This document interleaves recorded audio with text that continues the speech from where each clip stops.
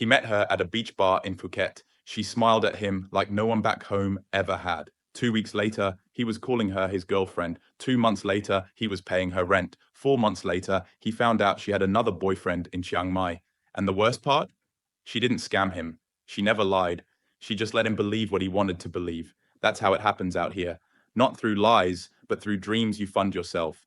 This video isn't about bashing Thai women. It's about showing you the truth most guys only realize when it's already too late. If you're thinking about falling in love in Thailand, you need to hear this first. A lot of guys come to Thailand thinking they've finally found what's missing back home, a woman who's sweet, feminine, attentive, who doesn't argue, who makes them feel like a man again. And at first, that's exactly what you get.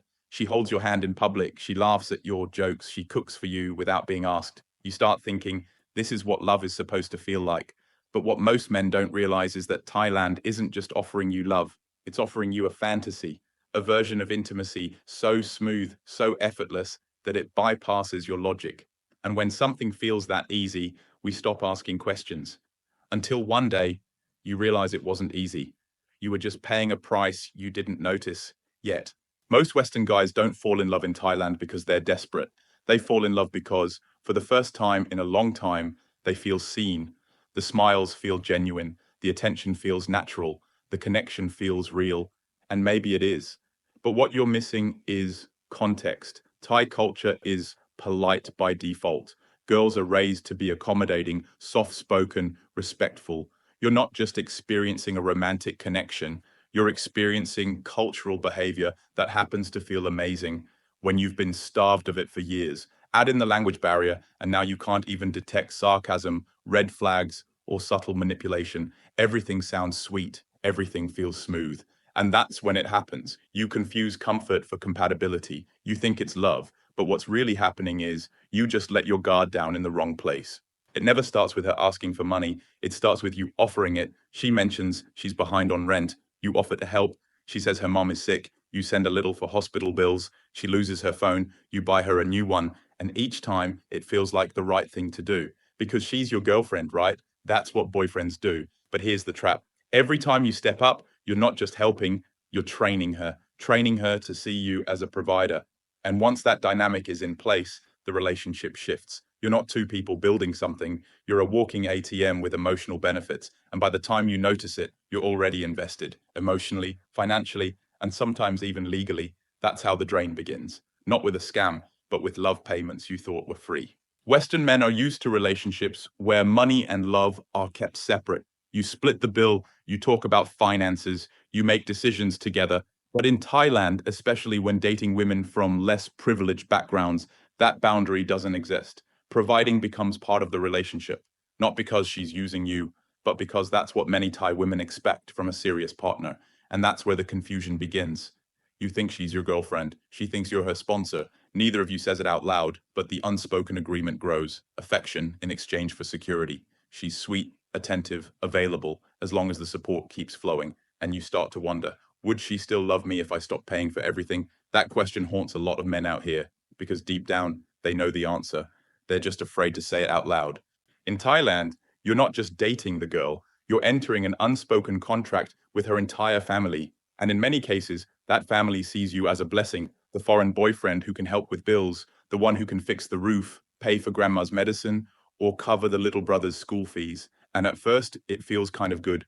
You feel like a provider, a man with purpose. But what happens when you say no? What happens when you draw a line? Suddenly, things shift. She's distant. Her parents are disappointed. You start getting guilt-tripped because in their eyes, if you truly love her, why wouldn't you help? And this isn't about greed. It's cultural. Thai families are often tight-knit, and daughters are expected to support their parents. So when she brings home a man with money, they see you as part of that duty. And if you're not careful, you'll go from boyfriend to breadwinner without even realizing it. If you've seen this happen or lived it, drop a comment. Guys need to hear real stories because the more we talk about this stuff, the less power it has over the next guy walking into it blind. You think you're building something real, a partnership, a future, maybe even a family, but a lot of guys out here aren't in relationships. They're in roles, and those roles come with unspoken expectations. Pay the bills, don't ask too many questions, be available when she wants you and invisible when she doesn't. You become the good farang, generous, reliable, always saying yes. But here's the problem. Once you stop performing the role, the affection fades. Not overnight, but gradually. She's less responsive. She doesn't show up. She's always busy because you weren't building love, you were playing a part. And when the act is over, so is the connection. The hardest part, it wasn't fake, it was conditional. And that's the cost most guys never calculate. At first, her jealousy feels cute. Where are you going? Who were you with? Why didn't you answer your phone? It feels like she really cares, but over time, it tightens. You stop going out alone because it leads to arguments. You stop talking to female friends because she doesn't like it. You start explaining yourself for things that shouldn't need explaining. And when you push back, she cries, she shuts down, she accuses you of not loving her. That's how the guilt loop begins. Affection, control, withdrawal, guilt, forgiveness, repeat. It's not abuse in the obvious sense, it's emotional management, keeping you off balance just enough to stay compliant. And here's the kicker. Most guys don't leave, they confuse the drama with passion, because when the love bombs drop again, they feel high, and they chase that high, no matter how much it costs. You won't hear these stories at the bar, not from the guy bragging about his new Thai girlfriend, not from the tourists holding hands on Walking Street.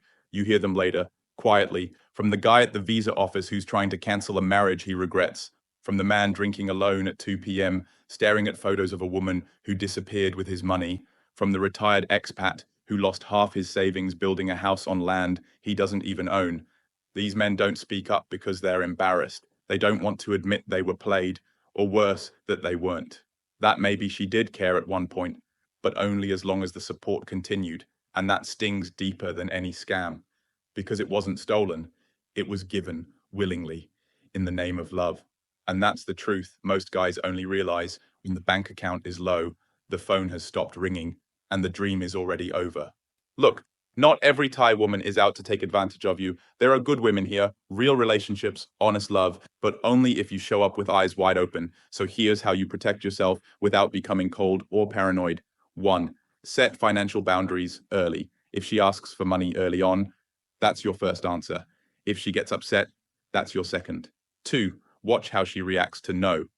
A woman's true character shows the first time you disappoint her. If affection disappears when generosity stops, she was never really with you. 3. Give time, not gifts. Let time reveal the truth. Anyone can act sweet for a month. Very few can fake it for a year. 4. Keep your wallet and your heart separate until both have earned it. Love should be mutual, not subsidized. If you wouldn't fund a stranger's lifestyle back home, don't do it just because she calls you babe in Thailand. This video isn't here to scare you, it's here to prepare you, because love in Thailand can be real, but it's not free. You'll pay with time, attention, energy, and if you're not careful, with your money, pride, and peace of mind. Some guys come here and find amazing women.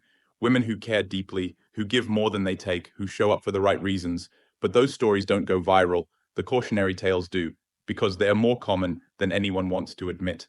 So here's the truth. You don't need to avoid love in Thailand. You just need to stop mistaking chemistry for connection and affection for intention. Lead with logic. Let love prove itself.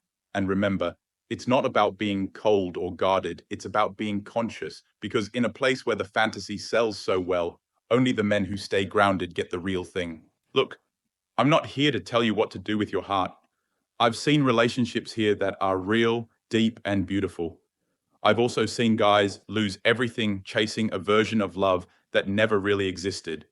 The difference isn't luck, it's awareness. So if this gave you something to think about, do me a favor, hit the like button, drop a comment if you've lived this or know someone who has, and subscribe if you want more real talk like this. I make these videos so the next guy doesn't walk into the same trap blind. Stay sharp, stay grounded. Peace.